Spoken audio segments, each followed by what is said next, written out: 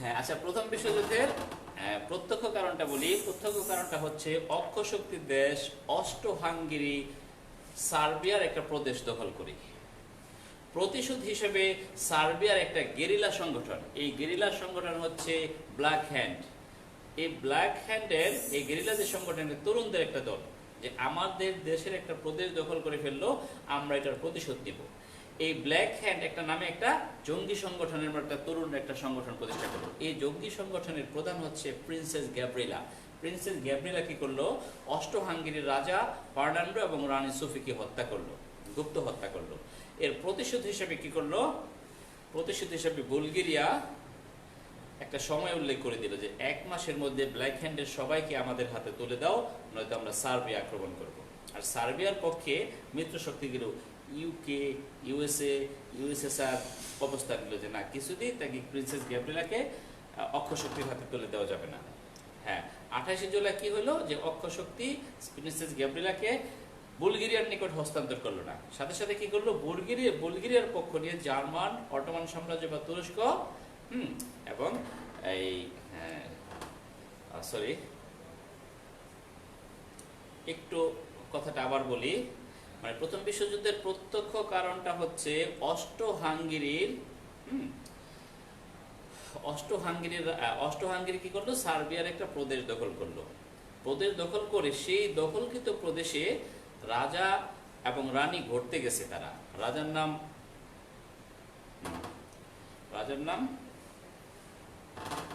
ওকে, হ্যাঁ, তাদের রাজার নাম হচ্ছে রাজা এবং রানীকে হত্যা করলো রানী সোফিয়া আর রাজা ফার্নান্ডো, তাদের দুজনকে হত্যা করলো। কে করলো? ব্ল্যাক হ্যান্ডের সদস্যরা। এবং 1 মাসের মধ্যে হত্যাকারীদেরকে তাদের হাতে তুলে দিতে বললো।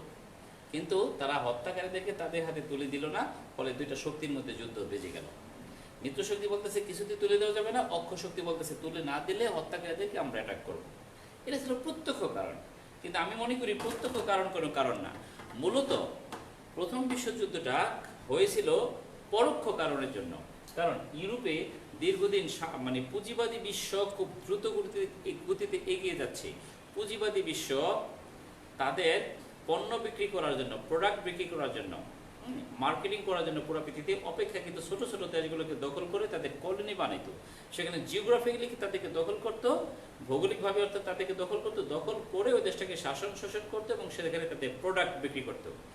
ইউরোপের এই দেশগুলো কে কতগুলো দেশকে দখল করবে এটার একটা প্রতিযোগিতা শুরু হয়ে গেছিল। অস্ত্রের ঝঞ্ঝনানি, ঠিক আছে, শক্তির আধিপত্য বিস্তারকে কেন্দ্র করে পুরো ইউরোপের ব্লকটা দুইটা ভাগে বিভক্ত হয়ে গেছে। যে গ্রুপটা আগে আক্রমণ করতে চাইছে, পুরো বিশ্ব দখল করতে চাইছে, সেটা হচ্ছে অক্ষশক্তি। আর যারা অক্ষশক্তিকে প্রোটেক্ট করতে চাইছে তারা হচ্ছে মিত্রশক্তি। এটা ছিল পরোক্ষ কারণ। এই পরোক্ষ কারণটাই মূলত প্রথম বিশ্বযুদ্ধের জন্য যাই। আচ্ছা, আমরা বিসিএস এ সবচেয়ে বেশি প্রশ্ন আসে যেখান থেকে, সেখানে আমি একটু হিট করতেছি। বিসিএস এ প্রশ্ন আসে যে প্রথম বিশ্বযুদ্ধে দেখবেন যে শুরু হয় কবে, শেষ হয় কবে। আর প্রথম বিশ্বযুদ্ধে অক্ষশক্তি থেকে ছিল মিত্রশক্তি। এগুলো জাস্ট একটু ইনফরমেশন এগুলো জেনে রাখবেন। এগুলো গুরুত্বপূর্ণ 4-5টা পয়েন্ট আমি দেখাবো প্রথম বিশ্বযুদ্ধের। এই পয়েন্টগুলো দেখেন যে প্রথম বিশ্বযুদ্ধকালীন ঘটনা। হ্যাঁ, প্রথম বিশ্বযুদ্ধকালীন ঘটনা। প্রথম বিশ্বযুদ্ধকালীন ঘটনা 1 নম্বরে, হ্যাঁ, 1917 সালে রাশিয়াতে সমাজতান্ত্রিক বিপ্লব।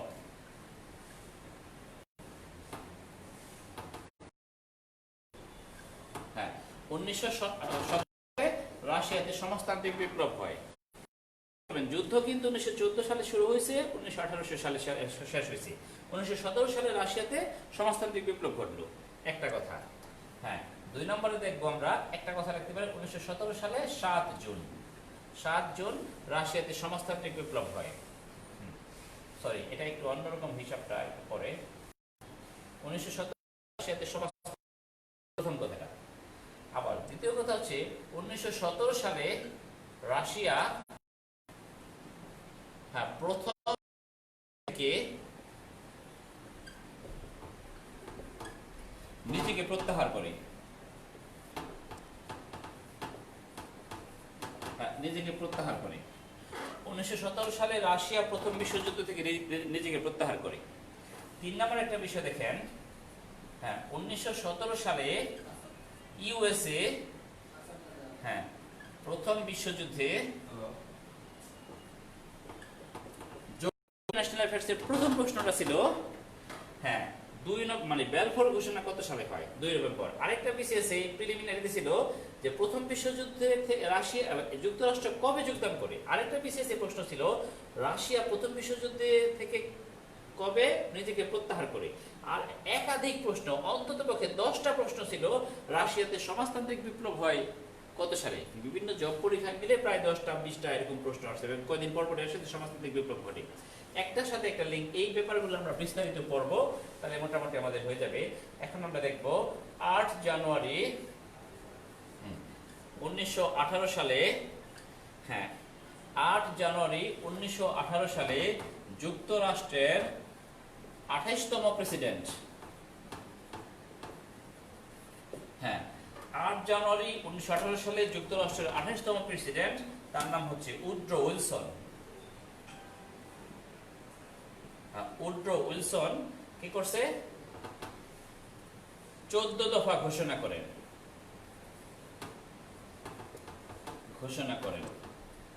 ওকে, 14 পয়েন্ট ডিক্লারেশন। ওকে ঠিক আছে, হ্যাঁ 14 পয়েন্ট ডিক্লারেশন বা 14 দফা ঘোষণা করেন। এই 5টা পয়েন্ট নিয়ে আমরা এখন আলোচনা করব। ওকে, সবাই লিখেন। আমরা সর্বপ্রথম আলোচনা করব 1917 সালে রাশিয়াতে সমাজতান্ত্রিক বিপ্লব সংঘটিত হয়। ওকে দেখেন,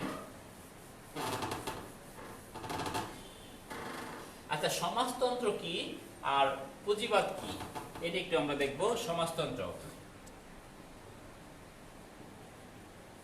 সমাজতন্ত্র আর হচ্ছে পুঁজিবাদ, সোশ্যালিজম আর হচ্ছে ক্যাপিটালিজম।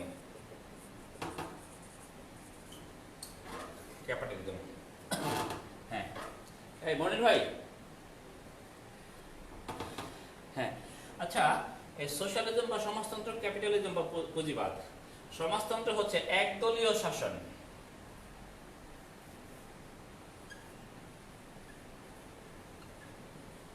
একদলীয় সরকার,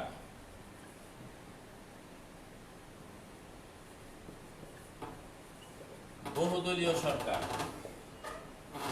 আর হচ্ছে সম্পত্তির রাষ্ট্রীয় মালিকানা আর সম্পত্তির ব্যক্তিগত মালিকানা।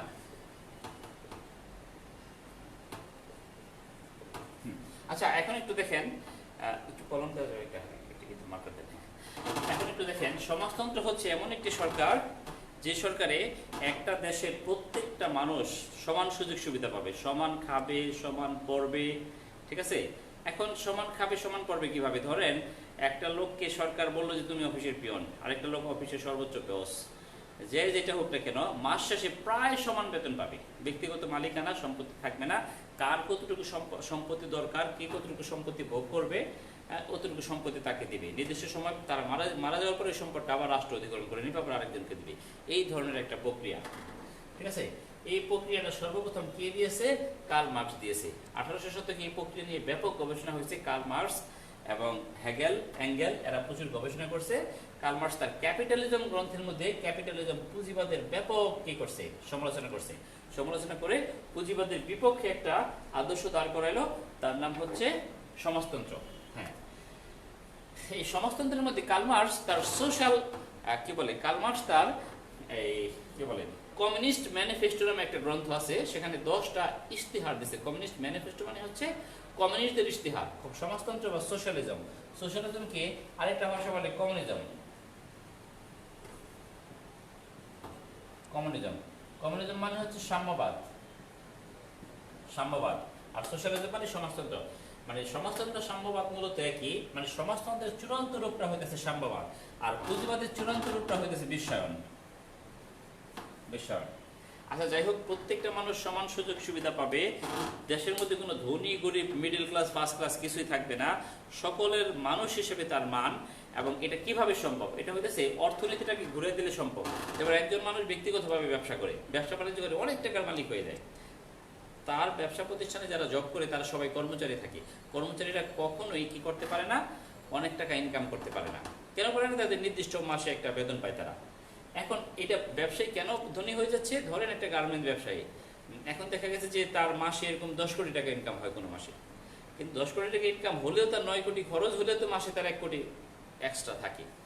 কিন্তু গার্মেন্টস শ্রমিক যদি 6-7 হাজার টাকা বেতন পায়, সেটা দিয়ে তো তার সংসার চালানোটা টাফ হয়ে যায়।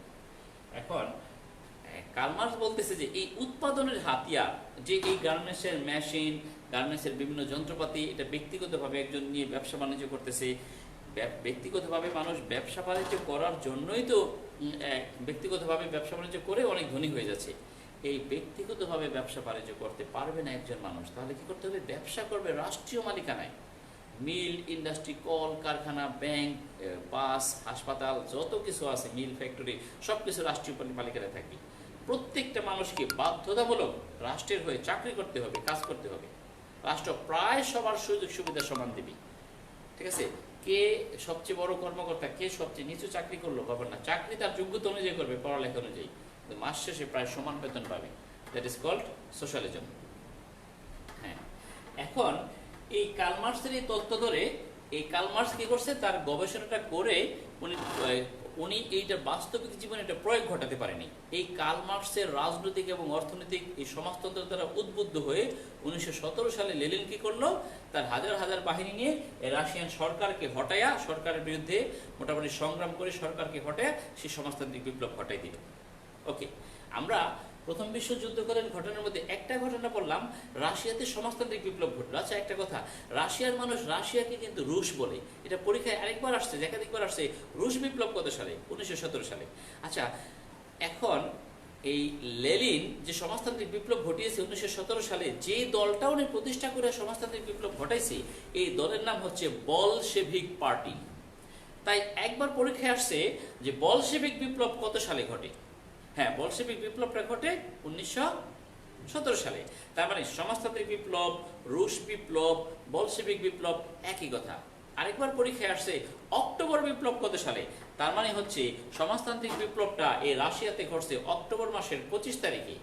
ওই সময় 1917 সালে পৃথিবীতে দুইটা ক্যালেন্ডার ছিল, একটা গ্রেগরিয়ান ক্যালেন্ডার, ঠিক আছে, আর একটা পুরাতন ক্যালেন্ডার। রাশিয়া কি করতো, ওই গ্রেগরিয়ান ক্যালেন্ডার অনুযায়ী, রাশিয়া যে ক্যালেন্ডারটা ব্যবহার করতো, ওই ক্যালেন্ডারটা অনুযায়ী মানে এই বিপ্লবের দিনটা হইতেছে অক্টোবরের কত তারিখ? অক্টোবরের 25 তারিখ। কিন্তু এই ইংরেজি নতুন ক্যালেন্ডার অনুযায়ী এই দিনটা হইতেছে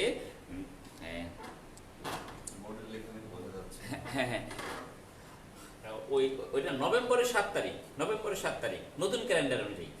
যেহেতু বিপ্লবটা অক্টোবর মাসে হয়েছে, তাই এই বিপ্লবটাকে আবার কি বলে? অক্টোবর বিপ্লব বলে। আরেকটা মজার বিষয়টা হইতেছে, এই বিপ্লবটা ছিল 10 দিন ব্যাপী বিপ্লব, তাই এটাকে 10 দিনের বিপ্লব বলে। তাহলে রাশিয়াতে যে সমাজতান্ত্রিক বিপ্লব ঘটছে, এটাকে কি ভাষায় বলতে পারে? এক কথায় বলা যেতে পারে, রাশিয়াতে সমাজতান্ত্রিক বিপ্লব 1917 সালে, রুশ বিপ্লব 1917 সালে, বলশেভিক বিপ্লব 1917 সালে, হ্যাঁ, 10 দিনের বিপ্লব 1917 সালে। এই ছিল ব্যাপারগুলো। তাহলে আমরা একটা প্রশ্নের উত্তর জেনে গেলাম যে রাশিয়াতে 1910 সালে সমাজতান্ত্রিক বিপ্লব ঘটে। হ্যাঁ, এখন আমরা দ্বিতীয় ব্যাপারটা দেখব যে রাশিয়া প্রথম বিশ্বযুদ্ধ থেকে কেন 1917 সালে নিজেকে প্রত্যাহার করে।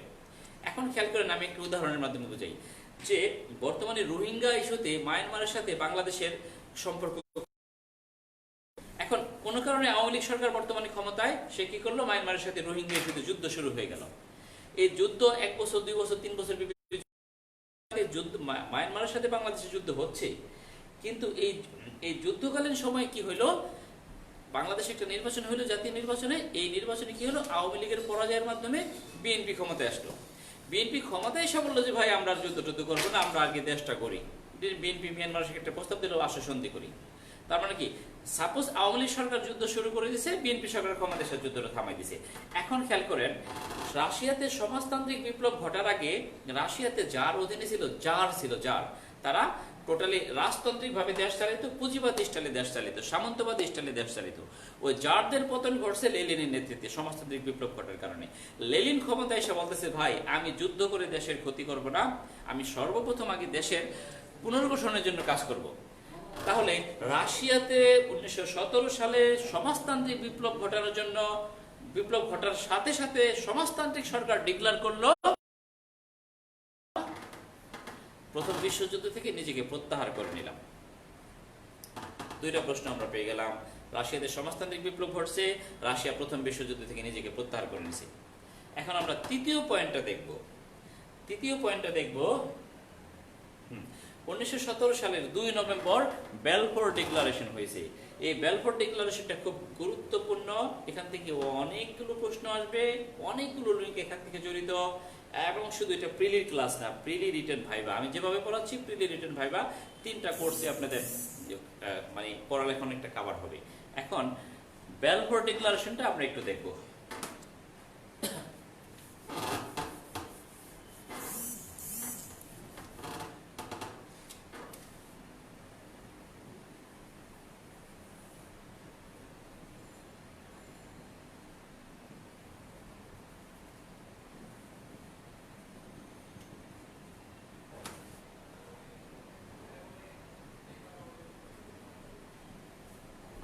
লেখা বড় করতে হবে। লেখা বড় করতে হবে না? জি, অনেক বড় করতে হবে। আচ্ছা, লেখা কিন্তু বোঝা যাচ্ছে না।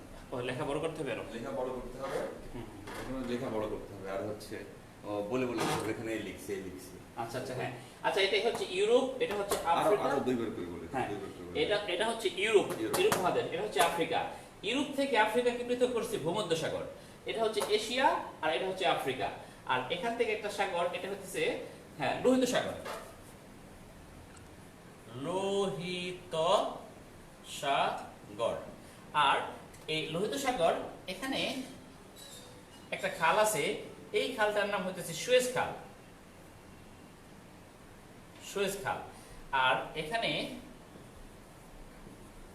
একটা প্রণালী ছিল, হ্যাঁ, এর নাম বাবেল মানদেব প্রণালী।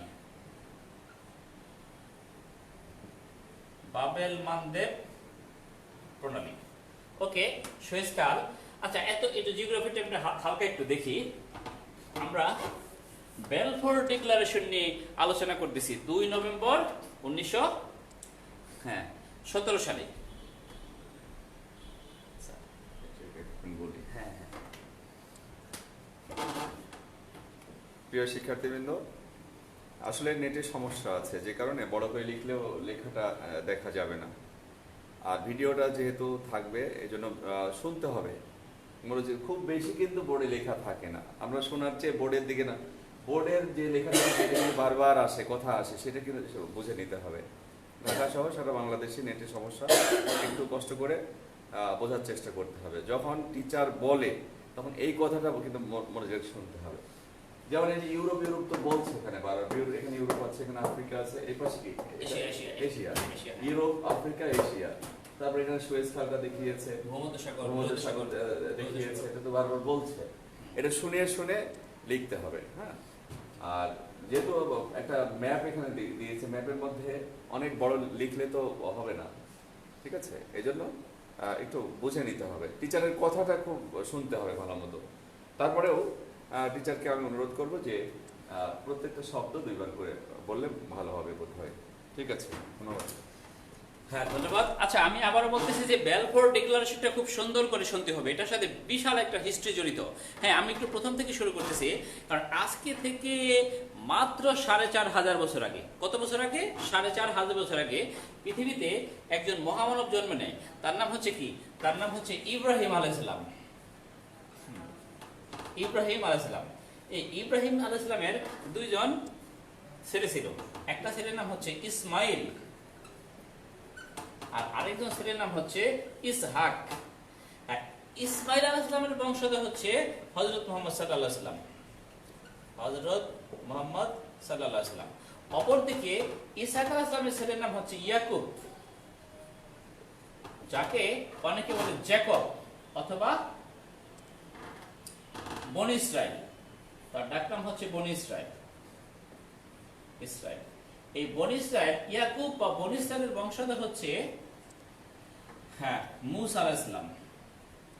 মূসা আলাইহিস সালামের বংশধর হচ্ছে এই ঈসা আলাইহিস সালাম। ঈসা বা যিশু। এখন একটু আমরা দেখি হযরত মুহাম্মদ সাল্লাল্লাহু আলাইহি ওয়াসাল্লামের প্রতি নাযিল হইল কোরআন। একটু ধর্মীয় দৃষ্টিকোণ থেকে দেখবো। মূসা আলাইহিস সালামের প্রতি নাজিল হলো তাওরাত। তাওরাত, এখানে একজন নবী আছে দাউদ আলাইহিস সালাম, দাউদ আলাইহিস সালামের প্রতি নাজিল হয়েছে জবুর। এটা আমাদের এই মুহূর্তে আলোচনার বিষয় না। আর যিশুর প্রতি বা ঈসা আলাইহিস সালামের প্রতি নাজিল হয়েছে মুসলমানদের ভাষায় এটাকে বলে ইনজিল, কোরআনের ভাষায়। আর এটা খ্রিস্টানদের ভাষায় বলে বাইবেল। বাইবেল খ্রিস্টানদের ভাষায় এটাকে বলে বাইবেল। হ্যাঁ, এখন আমরা দেখি হযরত মুহাম্মদ সাল্লাল্লাহু আলাইহি ওয়াসাল্লামের প্রতি নাজিল হয়েছে কোরআন এবং মুসা আলাইহিস সালামের প্রতি নাজিল হয়েছে তাওরাত, ঈসা বা যিশুর প্রতি নাজিল হয়েছে বাইবেল। হ্যাঁ, এখন আমরা দেখব যে মুসা আলাইহিস সালামের যারা উম্মত পৃথিবীতে, যাদের প্রতি তাওরাত গ্রন্থ নাজিল হয়েছে, যারা বনী ইসরায়েলের বংশধর, তারা পৃথিবীতে ইহুদি নামে পরিচিত। কি নামে? ইহুদি। আবার ঈসা আলাইহিস সালামের বংশধর, ঈসা আলাইহিস সালাম যাদেরকে খ্রিস্টানরা যিশু হিসেবে চিনে, যাদের প্রতি নাজিল হয়েছে বাইবেল, তারা পৃথিবীতে খ্রিস্টান নামে পরিচিত। খ্রিস্টান। হযরত মুহাম্মদ সাল্লাল্লাহু আলাইহি ওয়াসাল্লাম যার প্রতি নাজিল হয়েছে কোরআন, তার অনুসারীরা পৃথিবীতে মুসলিম হিসেবে পরিচিত। মুসলিম। তাহলে এখানে আমরা তিনটা ধর্মের লোক দেখতে পেলাম। মুসলিম, হযরত মুহাম্মদ সাল্লাল্লাহু আলাইহি ওয়াসাল্লাম, কোরআন, মুসলমান, এই অনুসারী একটা। মুসা আলাইহিস সালাম, তার প্রতি নাজিল হয়েছে তাওরাত এবং তাই সে বনী ইসরায়েলের বংশধর, তারা বর্তমানে ইহুদি নামে পরিচিত। ঈসা বা যিশু, যার প্রতি নাজিল হয়েছে বাইবেল, তারা বর্তমানে বাইবেল বা ইনজিল, তারা বর্তমানে কি নামে পরিচিত? খ্রিস্টান নামে পরিচিত। ওকে, হ্যাঁ, একটু সুন্দর করে উঠাই। ইসমাইল, ইসাক, এই চারটা মোটামুটি একটু মনে রাখবো। হ্যাঁ, এখন একটু আমরা দেখবো এই জায়গাটার নাম হচ্ছে জেরুজালেম। হ্যাঁ, এই জায়গাটার নাম হচ্ছে জেরুজালেম। জেরুজালেম।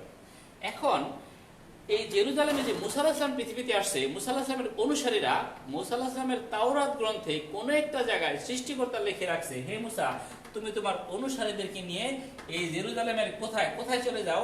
কেনান নামক স্থানে চলে যাও। কেনান। ইতিহাস প্রমাণ করে এই কেনানের বর্তমান নাম হচ্ছে জেরুজালেম।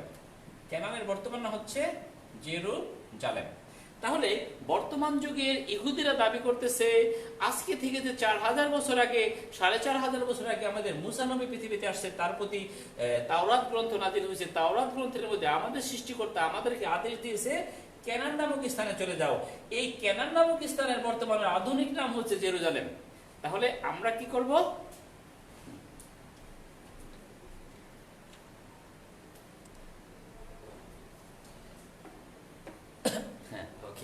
আচ্ছা, সংক্ষিপ্ত বলি তাহলে। হ্যাঁ, তাহলে আমরা কি করব? ইহুদিরা বলতেছে যে এই জায়গাটা আমাদের, যে এটা ইহুদিদের জায়গা। ইহুদি। এখন এই জেরুজালেমের ভিতরে একটা গ্রাম আছে, এই গ্রামের নাম হচ্ছে বেথেলহেম। এই খ্রিস্টানরা দাবি করতেছে, হ্যাঁ, এই বেথেলহেমে যিশুর জন্ম। যিশু। খ্রিস্টানরা দাবি করতেছে যেহেতু এই বেথেলহেমে মানে জেরুজালেমের ভিতরে যিশু জন্ম নিয়েছে, তাহলে এটা খ্রিস্টানদের নিকটে জায়গাটা ধর্মীয়ভাবে খুবই পবিত্রতম স্থান। হ্যাঁ, আরেকটা বিষয় হইতেছে এই পৃথিবীতে,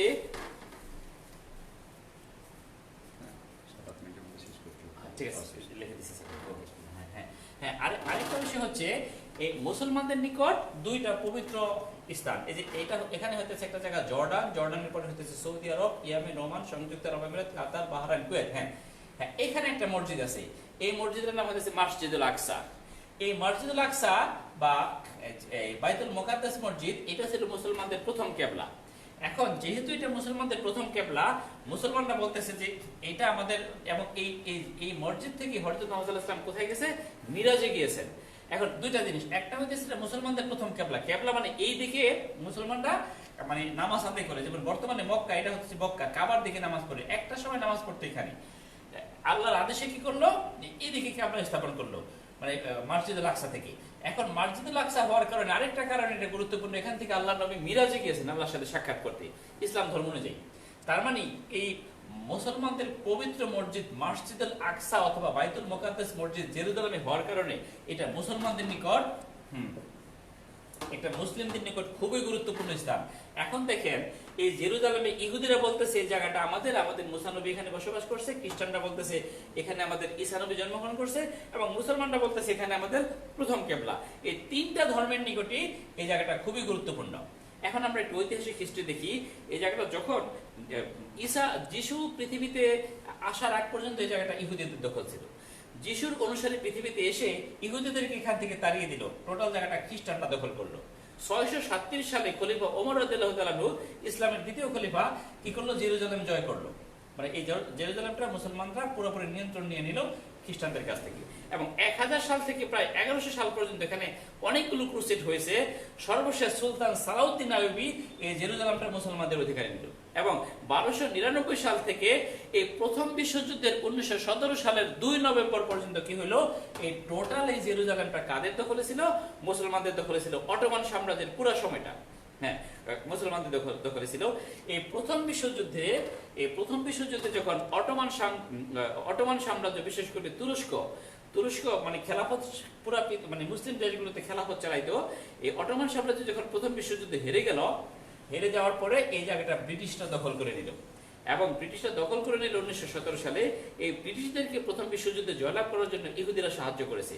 ইহুদিরা প্রতিশ্রুতি হিসেবে ব্রিটিশদের কাছে বলল যে আমরা প্রথম বিশ্বযুদ্ধে ব্রিটিশ তোমাদেরকে আমরা জিতিয়ে দিব, তোমাদেরকে সহযোগিতা করব। যদি তোমরা প্রথম বিশ্বযুদ্ধে মুসলমানদের হারাতে পারো তাহলে আমাদেরকে একটা পুরস্কার দিতে হবে। পুরস্কারটা কি? পুরস্কারটা হতেছে এই যে জেরুজালেমটা 1500 বছর যাবত মুসলমানরা বসবাস করতেছে, প্যালেস্টাইন মুসলমানরা, এই জায়গাটা কাকে দিয়ে দিতে হবে? ইহুদিদেরকে দিয়ে দিতে হবে। কে দিবে? খ্রিস্টানরা দিবে। এই চুক্তিটা কত সালে হয়েছে? 1917 সালের 2 নভেম্বর হয়েছে। 1917 সালের 2 নভেম্বর ব্রিটিশ পররাষ্ট্রমন্ত্রী লর্ড ব্যালফোর কি করলো? এই ইহুদিদের সাথে একটা চুক্তি করলো। চুক্তি করে লিখিত আকারে তাদেরকে একটা প্রমিস করলো, ঠিক আছে, এই জায়গাটা আজকে থেকে, এই জায়গাটা পরবর্তীতে প্রথম বিশ্বযুদ্ধ শেষ হলে আমরা খ্রিস্টানদেরকে এখানে, আসলে ইহুদিদেরকে জায়গাটা দিয়ে দিব এবং এখানে ইহুদি রাষ্ট্র প্রতিষ্ঠা করবে। That is called Balfour declaration, মানে ব্যালফোর ঘোষণা। শেষ করবো? হ্যাঁ, ওকে স্যার, শেষ। হ্যাঁ, আচ্ছা, আজকে এই পর্যন্তই। ধন্যবাদ, ভালো থাকবেন। আসসালামু আলাইকুম প্রিয় শিক্ষার্থীবৃন্দ, আজকে নেটে একটু সমস্যা ছিল, যে কারণে আপনাদের দেখতে সমস্যা হচ্ছিল। কিন্তু নেটের সমস্যা থাকলেও পরে যখন আপনি গ্রুপে প্রবেশ করে দেখবেন তখন কিন্তু এই সমস্যাটা থাকে না, ঠিক আছে? তবে আমাদের এখানে আমরা যে এখানে ক্যামেরা ধরেছি, আমাদের ক্যামেরাতেও সমস্যা নাই, নেটেও কিন্তু এখানে সমস্যা নেই।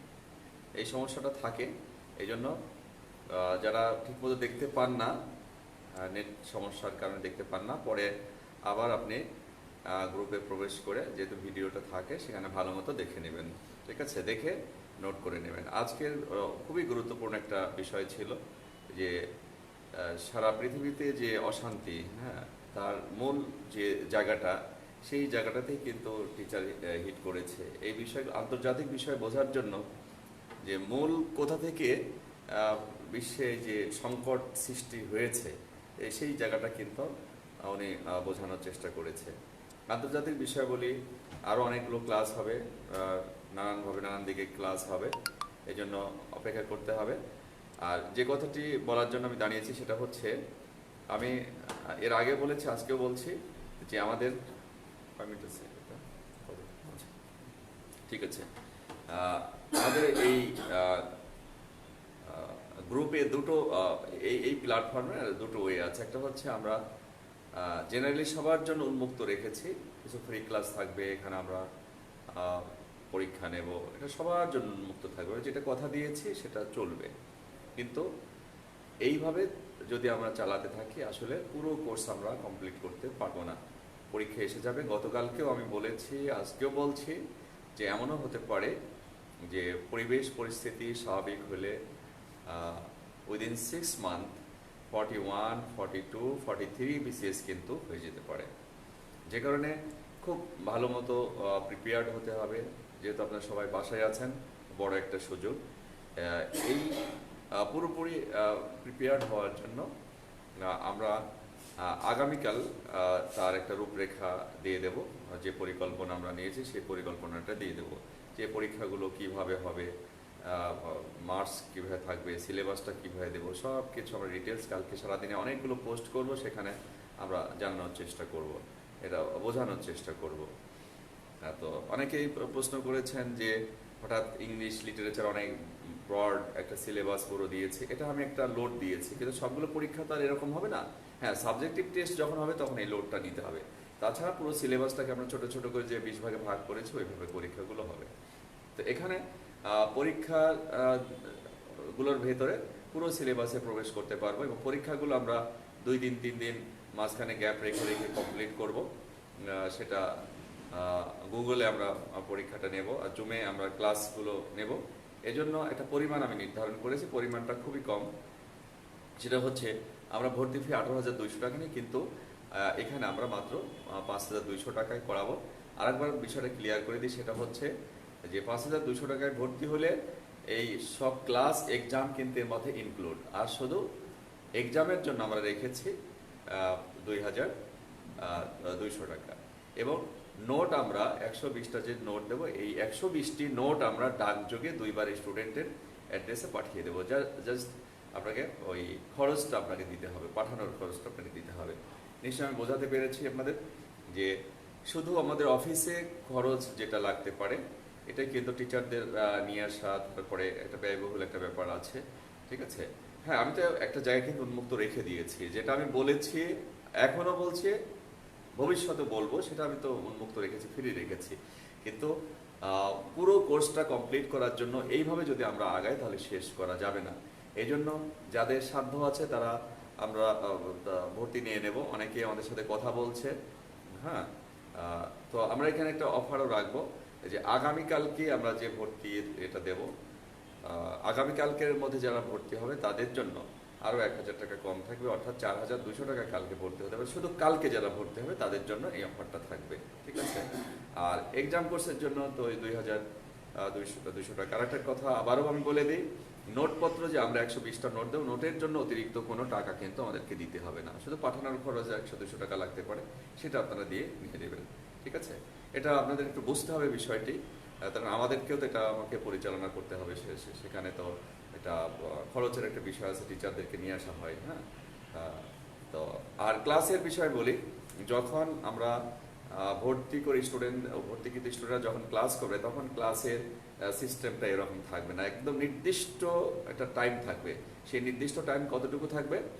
সবসময় আমাদের ক্লাসটা থাকবে হচ্ছে 1 ঘন্টা 20 মিনিট আমরা ক্লাস ডিউরেশনটা রাখবো আর কি। হ্যাঁ, এখনো অনেক সময় আমরা ক্লাস আধা ঘন্টা রাখছি, কখনো 2 ঘন্টা রাখছি, কখনো 45 মিনিট রাখছি, কিন্তু যখন আমরা 120টা ক্লাস দেবো তখন ক্লাস ডিউরেশনটা সবসময় 1 ঘন্টা 20 মিনিট হবে, ঠিক আছে।